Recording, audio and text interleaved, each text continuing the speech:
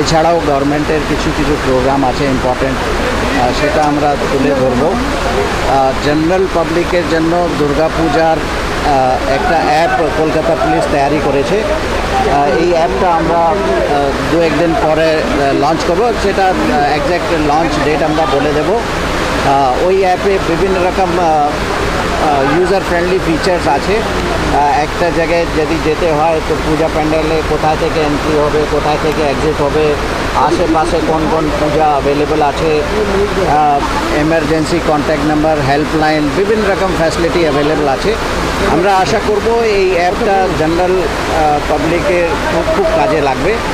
আপনাদেরকে সকলকেই আবার দুর্গাপূজার অনেক অনেক শুভকামনা। স্যার একটা অন্য রিলেটেড কোয়েশ্চেন আছে, সেটা হচ্ছে স্যার তিলজলাতে মিনি ফিরোজ এখনও অ্যাবসকন্ডিং আছে। ইকবালপুরের ইনসিডেন্টে এখনও অ্যাকিউজরা অ্যারেস্ট হয়নি। এটা আর গতকালও ট্যাংরা একটা ইনসিডেন্ট হয়েছে, কমপ্লেক্সের মধ্যে কিছু লোক গিয়ে ঢুকে গিয়ে হোলিগানিজম করেছে। এটা নিয়ে যদি কিছু বলেন। ট্যাংরাতে যে ইস্যু হয়েছে সেটা আমাদের নলেজে আছে, অ্যান্ড অলরেডি 6 জন অ্যারেস্ট হয়ে গেছে ওটাতে। অ্যান্ড গুলশান কলোনি আর ইকবালপুরে যে ঘটনা আপনারা বললেন, সেটা ডিটেলস আমার পক্ষে এই মুহূর্তে বলা উচিত হবে না, বিকজ পুলিশ ওর উপর কাজ করছে। আমরা আশা করছি ওটাতে দুটোতেই রেজাল্ট হবে। এতটা টাইম কেন লাগছে স্যার? না, এটা মানে আমি ওই রিজন বলতে চাইছি না, বিকজ রিজন বললেই যারা আসামি আছে ওরা